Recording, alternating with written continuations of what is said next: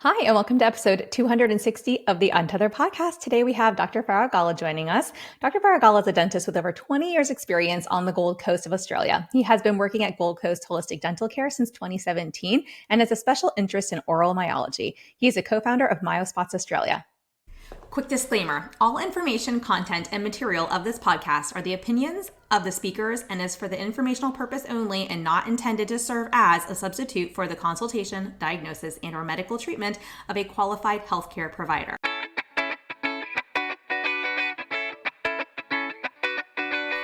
Welcome to the Untethered podcast. I am your host, Hallie Bulkin. I'm a certified myofunctional therapist, feeding specialist, podcaster, business owner, and mentor. This podcast is all about getting your questions answered and collaborating with colleagues to bring you the most up-to-date information in the orofacial myofunctional therapy, airway, tethered oral tissue, and pediatric feeding therapy space. If you're new here, I challenge you to keep an open mind and join my mission to spread this message far and wide. If you've been around since June 2019, thanks for being a loyal listener. As we jump into today's episode, remember to listen with correct oral rest posture. Tongue up, lips closed, teeth apart, breathe through your nose. Let's get started.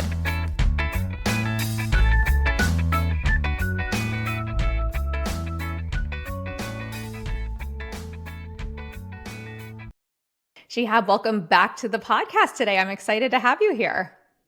Thanks, Haley. I miss speaking to you. The last time we spoke about was really cool. It was one of the first podcasts I did with anyone.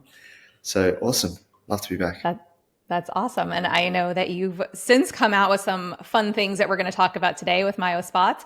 But before we jump into all of that, and I know, a lot of professionals listening know these things, but for those who maybe don't know or who are new to Myo, I would love to jump into, what correct oral rest posture looks like and ultimately the connection between where our tongue is supposed to rest and nasal breathing. Yeah, that's a really good question. I did have a patient in the other day and I did a full assessment on him to try and work out exactly what was going on with him because mum brings him in, they're about 5 years old and their teeth were really short on the front because they developed a really bad bruxism habit. So she was like, what is going on with my son? Only a year ago, they were fine. And after the assessment, I realized that their tongue was thrusting between their teeth. So it was kind of like every time he would swallow, it would go in between the teeth and back in. And it was a very difficult thing to try and get their tongue back. And I'd explained to mum that, look, the correct oral tongue posture is to be up against the roof of your mouth, behind your teeth and not between the teeth. And it needs to rest up there all the time. Not only that, it shouldn't thrust between the teeth during a swallow. So if you're swallowing and every time you swallow, your tongue moves between your teeth, then what can happen is that you have to compensate with other muscles in order to make sure that, for instance, the saliva might pool down in your lips. And in order to stop that, you start activating all these other muscles around your face. And that then pulls your maxilla and mandible backwards and sometimes it drops as well. So correct oral tongue posture is not just keeping your tongue up against the roof of your mouth, but it's also swallowing correctly because we do that, it could be over 1,000 times a day. And if you're doing that incorrectly, then that can cause disturbances in the way your face looks and the way you function as well. So up against the incisor papillae, which should be where the tip of your tongue goes, and the middle of your tongue should be up against the roof of your mouth as well at all times. When you see it, it looks really nice because you can often see that you're sagging. I've got a little bit of a facial hair, but you can often see a bit of sagging underneath the, underneath the chin when the tongue drops down a bit. And if you look very carefully with somebody with their lips together, you'll see that there's a bit of sagging skin, and you can almost, especially in children, you can know that, well, the tongue is not sitting in the correct position. So that's a quick summary on how the tongue should be. And I know you know that as well. Yeah, no, but I think that's so helpful for our listeners to hear because that's such a good visual indicator when the tongue is laying on the floor of the mouth. Like I'll have sometimes therapists say to me, well, how can you tell with their mouth closed that their tongue has moved from the floor to the top? And exactly what you said, you see like that droopiness or that bulge or that like just the tongue, you can see it really sitting on the floor of the mouth. And then as soon as that tongue goes up to the, the roof, we see kind of this elevation of the skin underneath, and you don't see that same like bump, if you will, right? And so it's a really good indicator.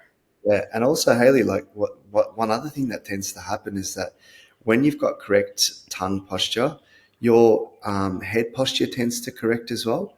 Because what happens is that when the tongue drops down and forward, you often connected to mouth breathing as well. And so what happens is that you rotate down and forward, and when the tongue goes up against the roof of the mouth, it brings the lips together in most cases. And when that happens, you start nasal breathing. When that happens, your head adjusts on top of your neck, and you end up with better posture as well. So I feel like tongue posture is one of the most important things to have for correct general posture, because if you don't have that right, then your neck posture goes out. If that happens, then your back posture goes out, and it can have a follow-on effect all the way down. So a lot of people, in the posture industry, focusing very heavily on getting their hips correct, rolling their shoulders back, and pulling everything backwards. But if you start with the tongue, then you often find that that is a massive advantage in keeping your head and body posture correct as well. I mean, it's multifactorial, but that's a really important part to get done properly. And you often find, and even with myself, if I start slouching, I find that the back of my tongue starts to drop, and it's related to me slouching. And the moment I get the back of my tongue, it's almost like, the whole thing straightens out. And I often, especially because I deal with a lot of children, I often we talk about how they eat, and in between swallowing and in between, putting the food in your mouth, or whatever, I get them to sit up straight, because when you sit up nice and straight, then your tongue will be up against the roof of your mouth. And then when they're swallowing, they're reinforcing that posture with the tongue pushing up against the roof of your mouth. So it's always reinforcing, it's always happening. And that's really important. I guess it's not just facial development, but it's general well-being and health, because posture means that your blood flow is optimum, and things are healing and cleaning the way they should be for the human body. So it's really complex, but it's a simple thing to do. Yeah, there was an OT once who taught me what we see on the hips, we see on the lips. And so that's always kind of stuck with me, because I'm like, it's like what you're talking about, that postural and that support from the core, and even just our pelvic tilt Yeah. is so directly connected to where our tongue is resting.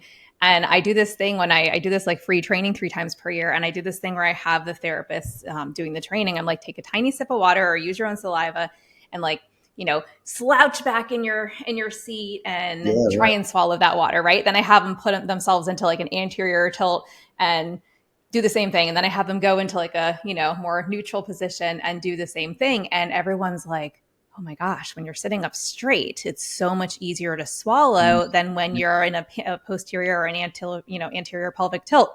And I'm like, yeah.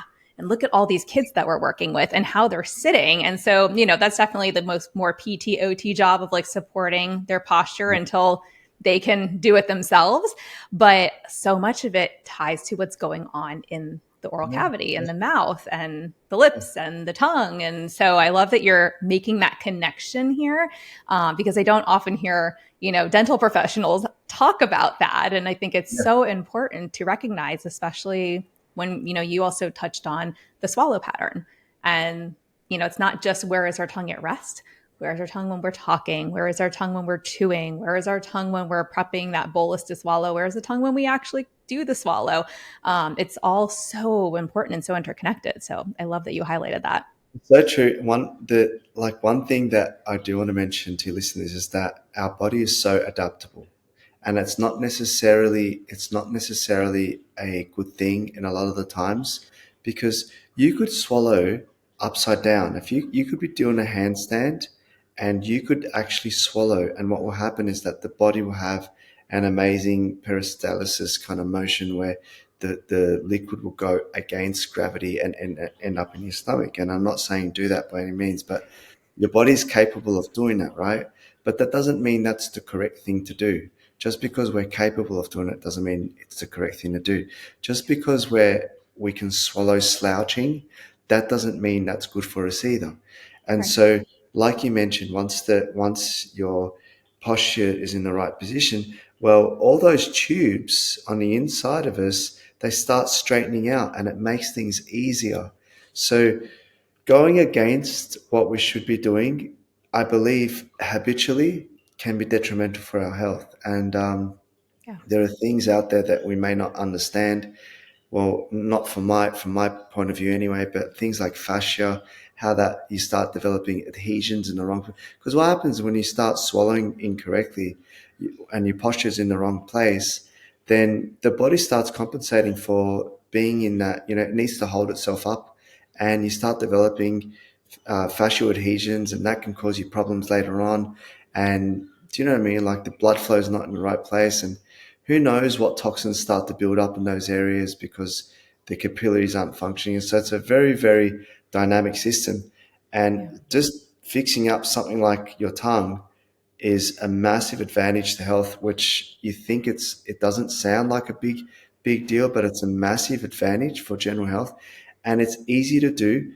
And once you develop the habit, then that's it. You've pretty much developed the habit and you can just maintain it. But it's going through that difficult part of developing the habit of elevated tongue posture all the time. Once you develop it, you're okay. And I've seen tons of patients that have started off and it was hard for them. And once they get through the therapy and they've done it, then they maintain it, and that's great. And they'll be talking, and then in between talking, their lips are together and their tongue's up the roof of the mouth. And that's great. That's beautiful. It's a beautiful thing.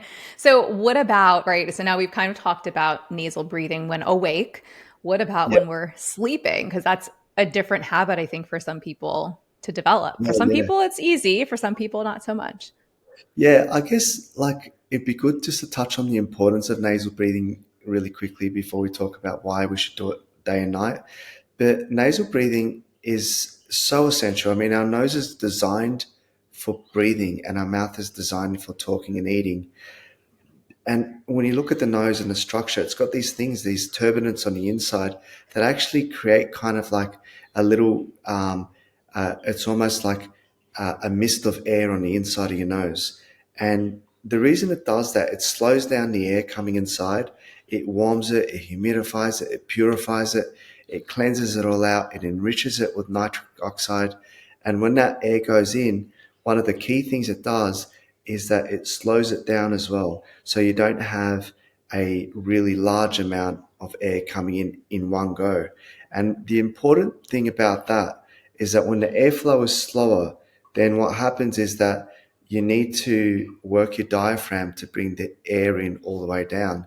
And it's kind of like a big suction, and it comes in nice and slow rather than like in 1 second with mouth breathing. And when that happens, a number of things happen, and I could talk about this for a long time, but we'll just get really quick and sort of give you sort of like the pearls of what I think happens. Number one is that you change your blood oxygen and carbon dioxide ratio. That's really important because when you got more carbon dioxide and you get used to it, then that opens up blood vessels, especially in your lungs, and it allows more absorption of oxygen. The other thing is it allows the oxygen to be released easier from your blood, and that's really, really important as well. And the third thing, which I think is really important, is that in addition to the nitric oxide, which obviously is antibacterial and antifungal and all those kind of things, but what happens is that when it goes into those deeper lungs, you're actually activating the parasympathetic nerves in the deeper part of your lungs, and that's a really important thing to do because people who are breathing all the time through the mouth, that they don't activate those areas of their lungs. And if you don't do that, then they're always in this flight or flight sort of system. But the moment they go into those deeper parts of their lungs by nasal breathing, then they all of a sudden relax. And, you should be into that parasympathetic nervous state. I would say like 70 to 80% of the day. You don't want to be, and most people are operating at 80% in the sympathetic nervous state. And a lot of it is related to breathing. The moment you Mm. get that breathing right, your mind calms down, you become more efficient, you're less likely to make mistakes in whatever you're doing. You're less likely to become angry. You sleep better, and all those things are really important. So nasal breathing. If you're doing that during the day, you want that to follow on during the night when you're asleep. So you don't want to do all this nasal breathing and then all of a sudden daytime you start mouth breathing and you lose all that effort that you did during the day. And so what happens is that the nasal breathing during the night, I would say it's as important, if not more important, than the daytime, because you're resting, you're recovering. So you want that kind of quality air, and the quality air depends on using your purification system, and that purification system is your nose. So if you're not using that, you're like, it's the air modulator and purifier. I mean, people go spend all this money on getting air purifiers and things like that, where you've got it right there. And if you could just use that, then the quality of your air would beat any kind of artificial kind of machinery. And so the idea is to be able to breathe 24 hours a day. Let's say 22 hours, because we do a bit of breathing through them. It's very difficult to breathe, to talk, the way I'm talking, and in between breathe through your nose. And I know a lot of the Buteyko experts, they'll be looking at me frowning and saying, look, between every word, they close their mouth and through the nose. It's a hard thing to do, but It is. I would be saying, aside from that, you need to be breathing through your nose for the remaining hours. So. Yeah. Yeah. No, I completely agree. And again, you touched on so many important points. One of the ones that we talk about a lot too is that living in fight or flight, or rest and digest, and, the sympathetic, parasympathetic nervous system. And it's so interesting too, because when I've had these conversations with other people who don't realize they live their life in, fight or flight, it also, they say, well, this just feels like another thing I have to do. And they just don't have the capacity to, sometimes to even approach it. So that's where obviously Myo comes in and other modalities. And I know you have a lip tape that I would love to transition to and talk about. And people have heard my, stances on lip taping in the past. And I'm not anti lip tape, but I have seen this like trend online where it's like tape for the rest of your life. And I know you'll talk about all this. But I would love for you to share with us like your lip tape, pros and cons, your whole take on Yeah. the lip taping Well, conversation. yeah, thank you for asking me that question. Look, with regards to lip tape in general, there are so many types out there, and it's very difficult and I'm not saying that one is bad and one is good, but from my point of view, and we've spoken about Myospots before and things like that, I try very hard to make sure that everything that we do make is an adjunct to assisting people to learn how to have correct tongue posture, to nasal breathe, and to nasal breathe during sleep as well. And that's a primary goal. So one of the things that you'll see a lot out there is a complete seal of the mouth. And I think James Nestor speaks about it in his book as well, Breath, where he just uses a little bit of tape in between his lips, and the corners of the lips are left open. And I think he uses it every night. Now, I'm not, and I think we spoke about this before we began the podcast, that I'm not a big fan of taping every night for the rest of your life.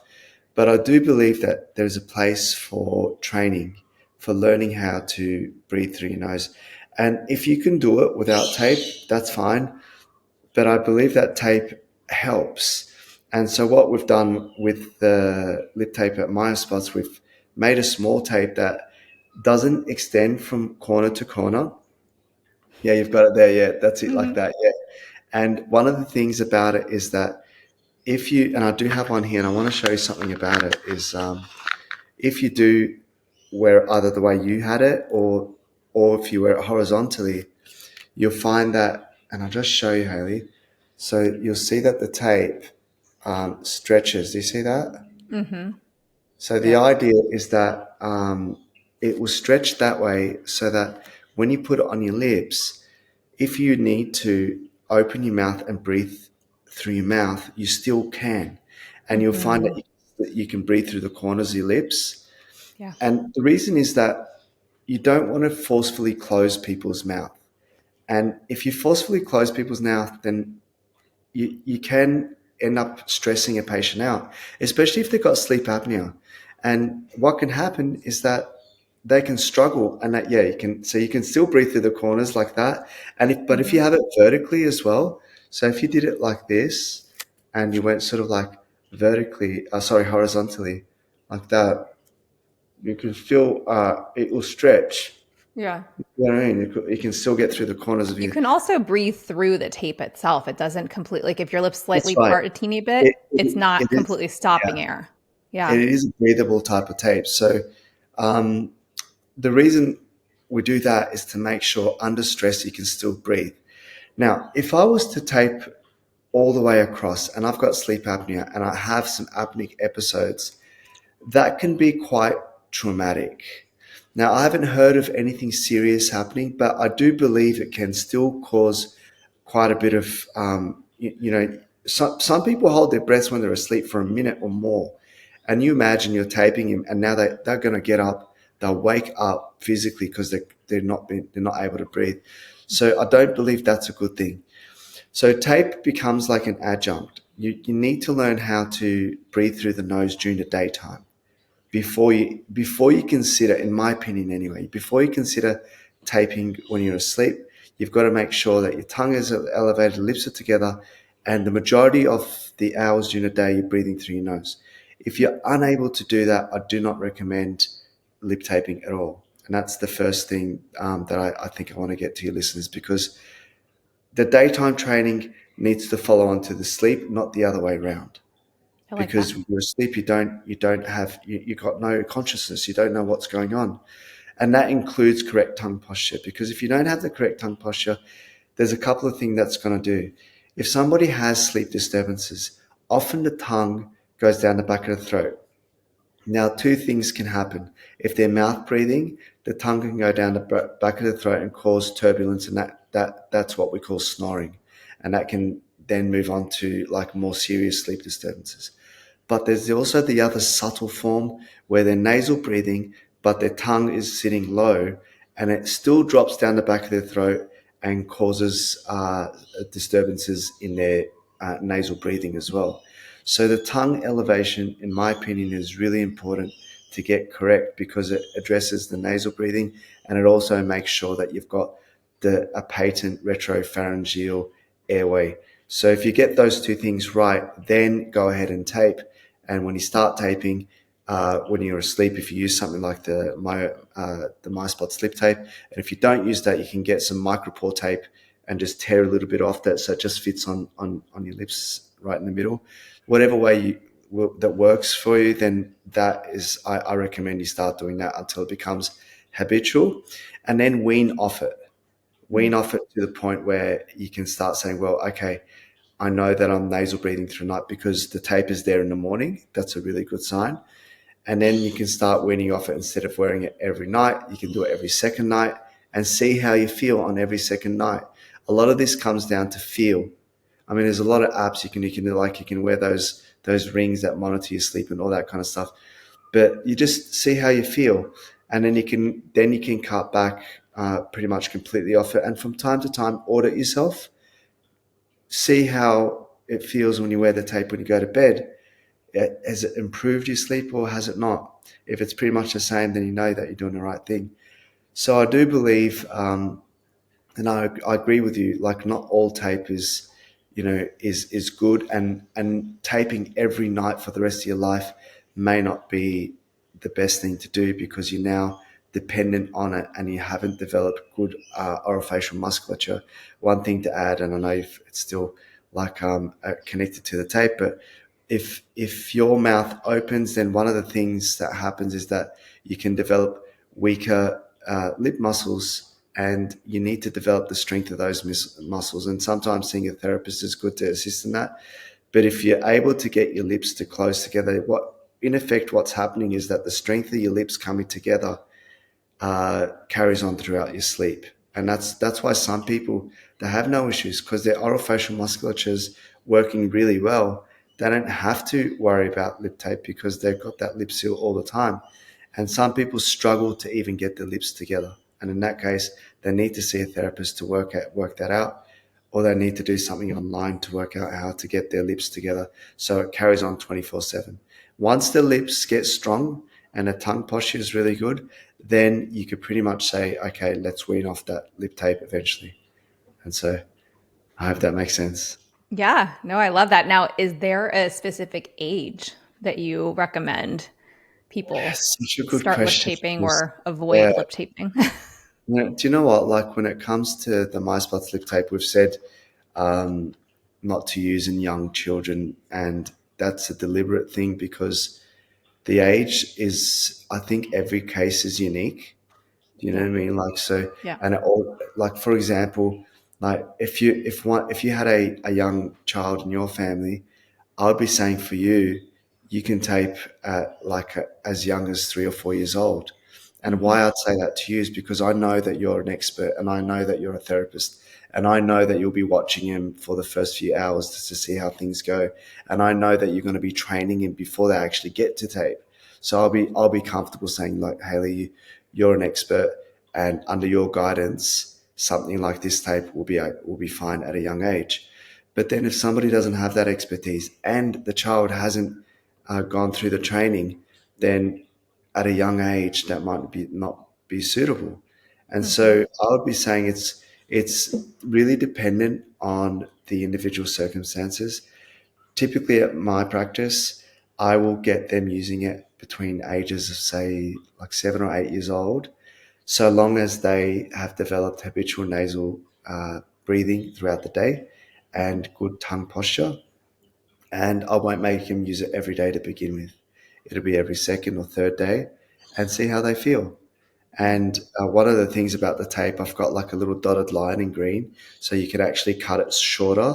So it doesn't. I don't want to. I don't want to completely seal the lips. Do you know what I mean? So if that's completely sealed, then I feel like that's too much for a child as well, and I don't want them panicking because it can be quite distressing to complete.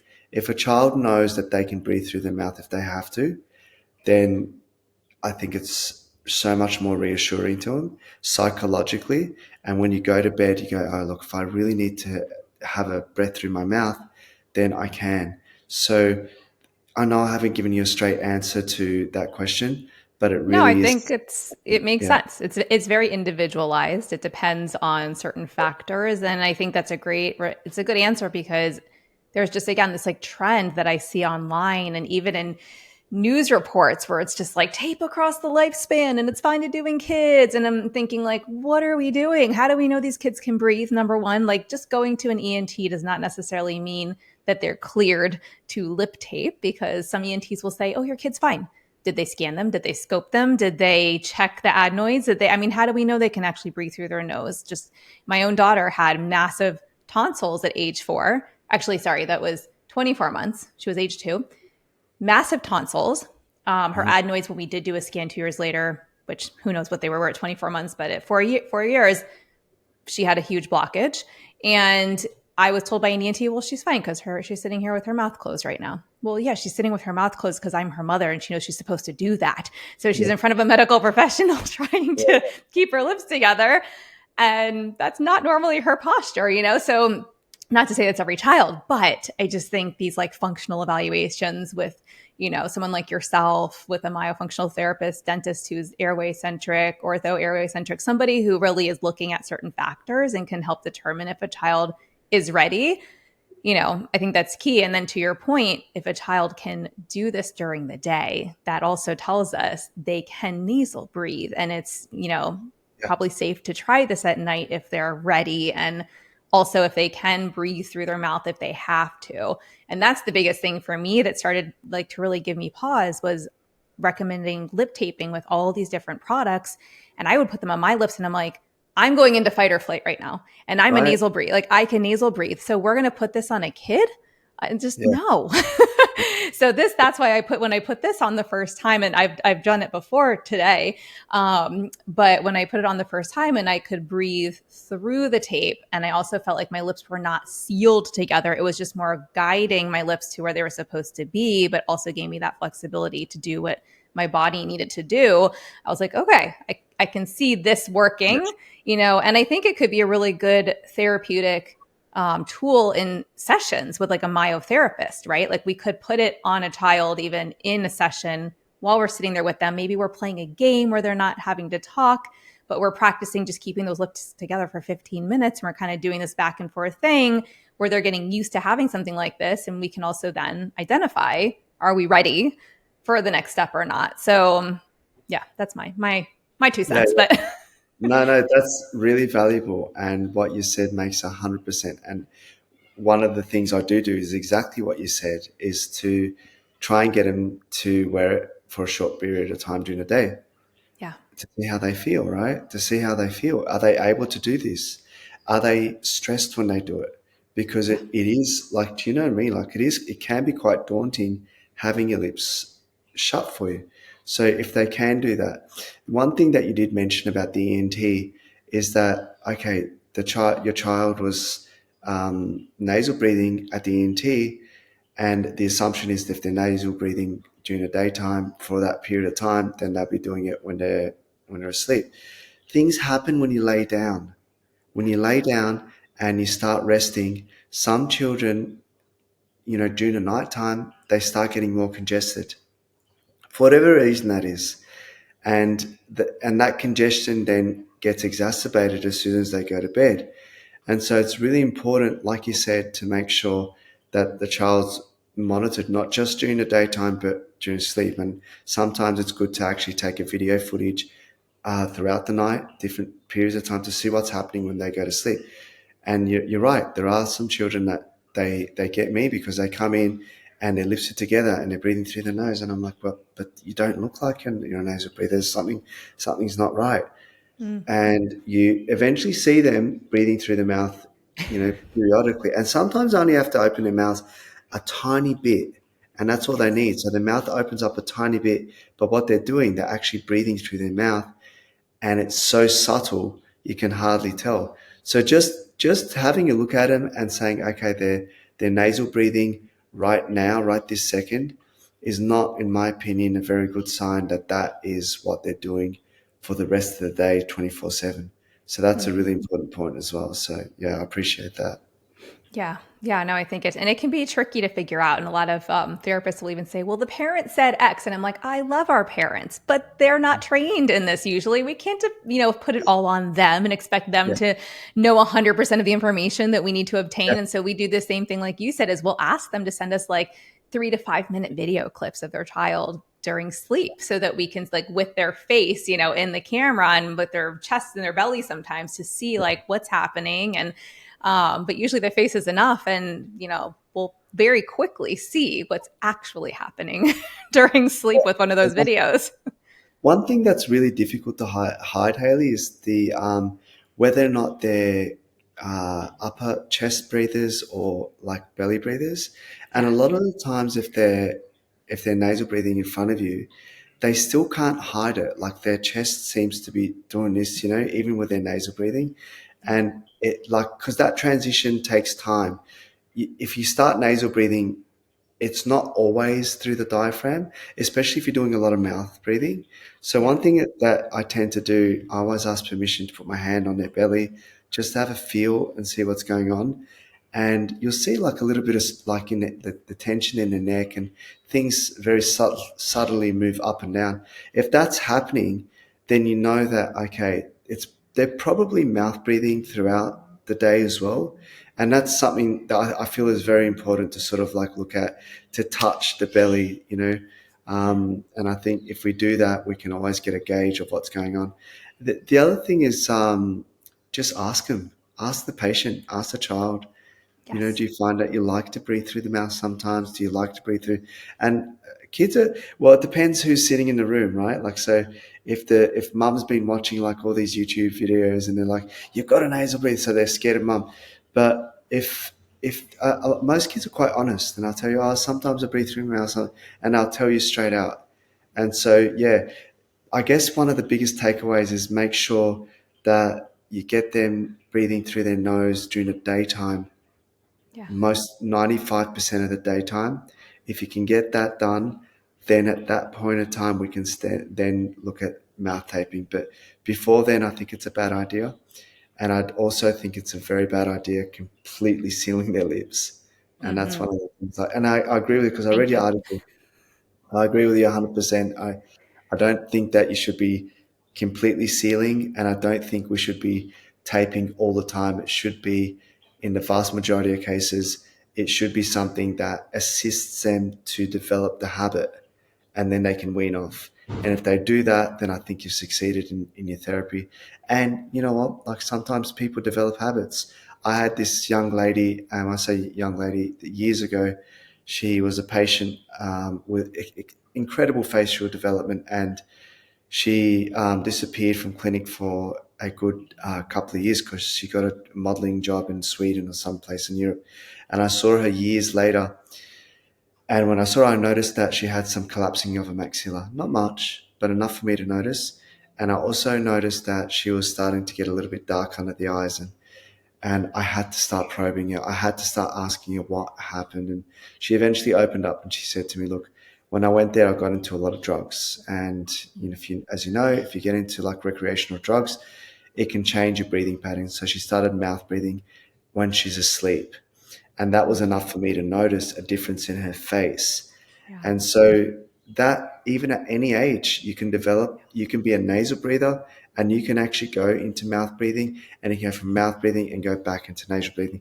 And it happens all the time. And you can see, like, if you look at some of Hollywood actors and things like that, you can tell that, I'm pretty sure, like, I don't want to put any names out there, but I'm pretty sure Joe Rogan used to be a nasal breather when he was 24/7 nasal breather, and I'm pretty sure now he does mouth breathing when he's asleep, and he can and it's not just an age thing. You can tell by the way that like the face sort of changes. So, but I could probably rattle off a whole bunch of names out there, and do you know what I mean? And I can tell Yeah. if they're still nasal breathing. Do you know what I mean? Even if they're Yeah. aging, Yeah. so you can Well, like tell there's that. that one like black and white image of like the kid when he was 7 that a lot of the dentists will show in their presentations, that by the time he was a teenager, his whole Yeah. profile totally changed. And it was because the family got like a gerbil or something at age 8. And so he went from having this like beautifully developed face to having basically the mouth breather profile. And I think that's always stuck in my head because it can happen at any age, like you're saying, and you'll start to see, like, I'll see people's facial profiles change. I mean, it's happened to me.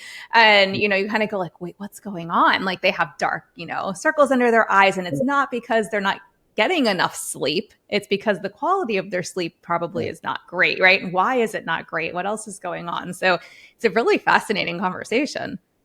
I had this a random guy call me up the other day. He got my number from I don't know who. I don't really know who he is. I've never seen him, but he called me up in a panic and he said, "Look, I'm about to get a some surgery done, and the things that he's going to get done is that he's a reduction in his uvular turbinate reduction. He's getting his septum, um, the deviated septum fixed.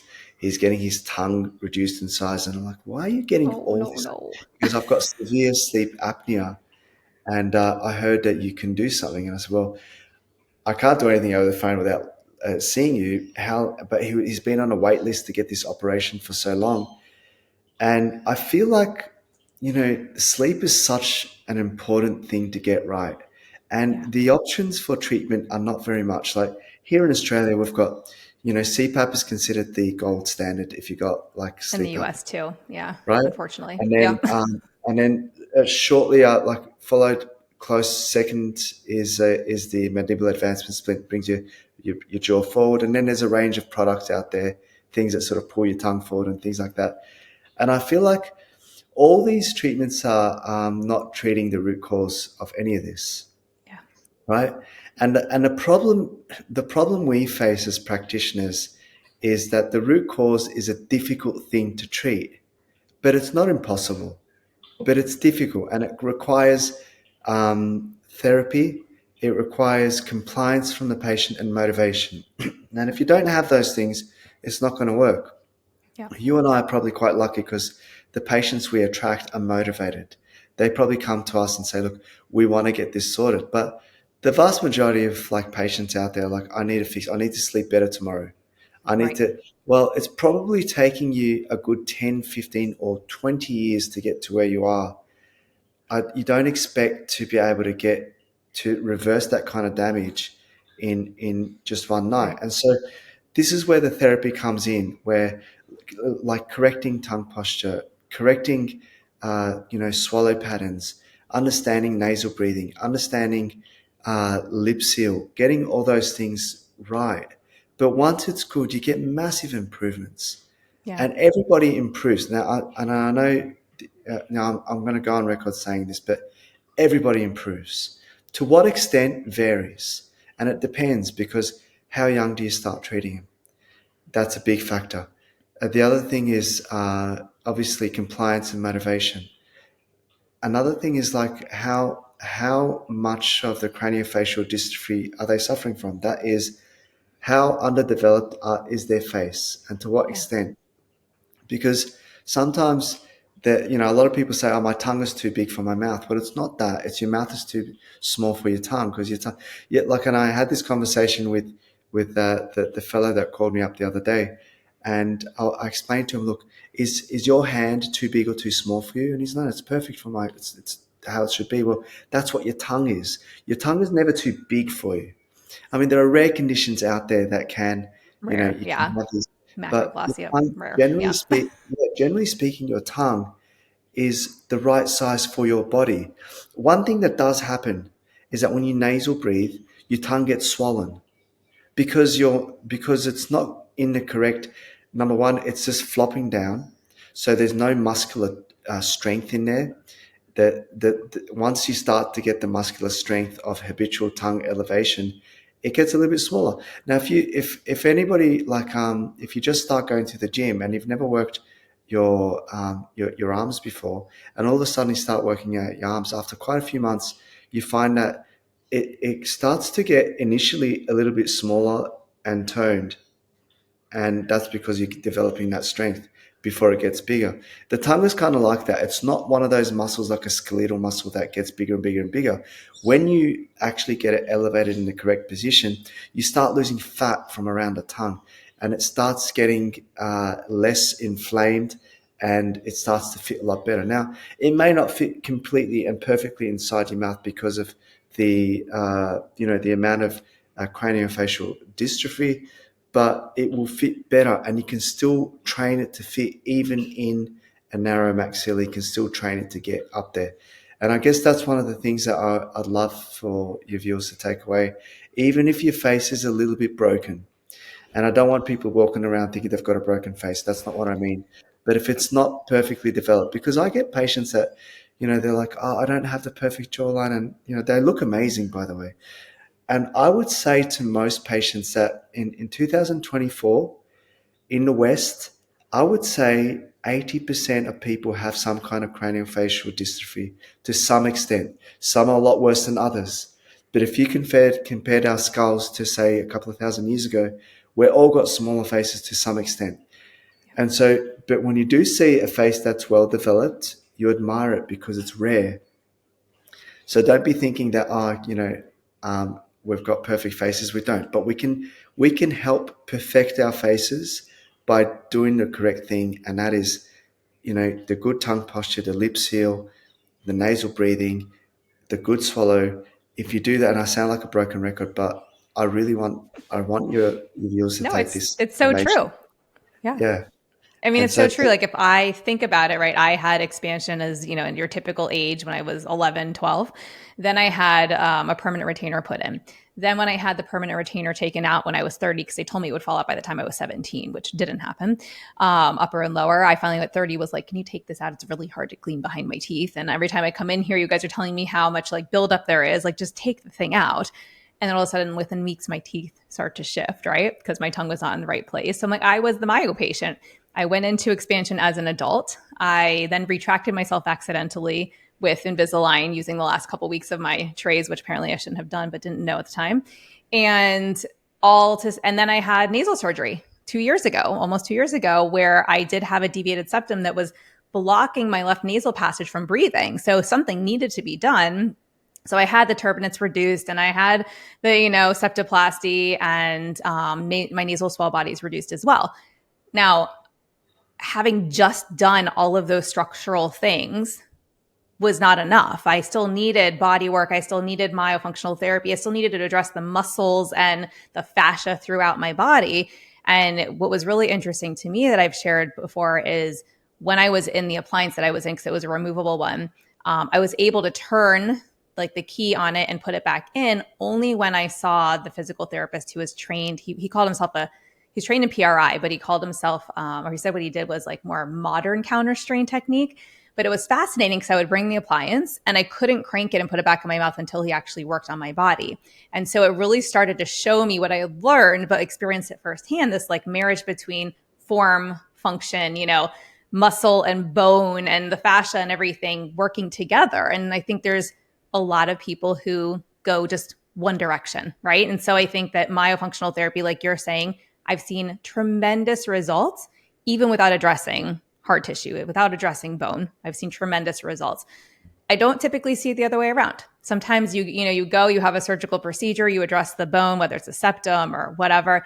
In the beginning, I think it tends to be like, oh, wow, like now that I've healed after the first couple of weeks, I can breathe. And then because we haven't addressed where the tongue is and how we're breathing, everything starts to collapse again. And within a couple of years, these people are going back for follow-up septoplasties, going like, oh, it failed, or oh, the septoplasty, I've got empty nose syndrome, or I've got all these different things going on that they've now found a terminology for. Because again, I don't think the function was ever properly addressed. And so that's one of my biggest things is like, if you're going to go through with a surgical procedure, we got to address the Yeah. function, or like, what's the point? Yeah. That's so interesting you say that. And I love how you saw somebody who does counter strain as well, because that's a really specific modality for, and there's not many people. I don't know anybody in Queensland that does it really well. The closest person that does it is in Melbourne, and they're really good at it. And Melbourne is 2,000 kilometers flight south. So it's a great modality. And just to touch on that, it's what you mentioned is really important. So every patient that comes to see me, say for example, they're getting like a tongue tie release, they have to get some kind of like body work, because if they don't, then that fascia that's been tight there for so long is connected to the entire body through like a number of like anatomy trains and things like that. And so if you don't get that addressed, then you're not going to get the results that you need. And fascia is connected to the whole body. So if you release an area, there are other areas that are still connected, and you need to be able to release that. And that then connects again to the maxillary expansion. So if you're doing maxillary expansion, mandibular maxillary expansion, you need to be able to make sure that the rest of the body is moving, because if it's not, you're forcing something, and there's a blockage somewhere. You need to be able to work out where that is. And that's not my expertise. And that's why you have to work with others to do that. And that's really, Yeah. really like a Team really approach. important part. Yeah. And another point that you mentioned is about the ear, nose, and throat specialists. There's a ton of literature out there that says that, maximizing your results for a route of breathing, especially following things like a adenotonsillectomy, where, for children at that, they should be doing oral myofunctional therapy before and after. Now, Yeah. this is a massive problem because it's not addressed, and it's not a hard thing to do. So if you're an ENT listening to this, it's not a hard thing to do to connect to a therapist and say, look, go get this done before you do your operation, before and after. And I even think it's a little bit lazy not to do it, because when I say lazy, like an ENT is supposed to be, we've got some great ENTs here, by the way. So I'm not saying all of them, but we've got, so that they're the top of their field when it comes to surgical intervention for airway. Yeah. So maximize the results. Get them to learn to train how to breathe through their nose before and after. Now, if you do that, then the relapse to breathing that way is almost nil. Do you know what I mean? Like you are Yeah. able to get the route of breathing done properly, especially if you're doing it at a young age. So yeah, that's I really appreciate what you're saying there, and I think that there are a lot of great practitioners. So I'm not speaking about all of them, but the ones that have a kind of say in breathing, I believe they should be doing that, because that's so important. Yeah. No, and I feel like there's a growing body of professionals who are getting the whole, team approach thing now, and who really also, like you're saying, they really are optimizing the results of their procedure by collaborating with somebody who's going to work on the functional, behavioral, aspect of breathing and what's happening with the orofacial structures. And Yeah, so, I think that we really all support ourselves, but also best support the patients, right? And that, that's yeah. kind of what I'm hearing you say too. So I love that. So yeah, all that said, is there anybody else that you typically like refer to on your team for any of the patients that you Yeah, work with? yeah. So I refer to a number of people. So I'll refer to allergy specialists if I feel like there's something that I can't sort of figure out because that's not my domain. And just to work out, just to get some allergy testing to work out what it is that might be causing their intolerances, that might be an underlying cause. I also naturopaths. I refer to them as well because I feel like a good naturopath. Sorry, a good naturopath is very valuable because they can then, they can work out things like nutrition, for example, like what it is that they might need in order to fortify their immune system to assist them in being able to reduce the allergic load or the toxic load to assist them to breathe. Sometimes I'll send them to speech therapists. There's a lot of value in speech therapy, especially when it comes to, they might have like lisping or whatever. So I feel like the tongue is connected to that very closely. So I'll send them to speech therapists as well. Obviously, the osteopaths and chiropractors. I do have some craniosacral people that work with me as well, and ear, nose, and throat specialists as well. But sometimes I'll send them to specialists for those fussy eaters. There's like you've got a really cool practitioner. Her name's Melanie Potok, I think, in the Mm-hmm. States. Yeah.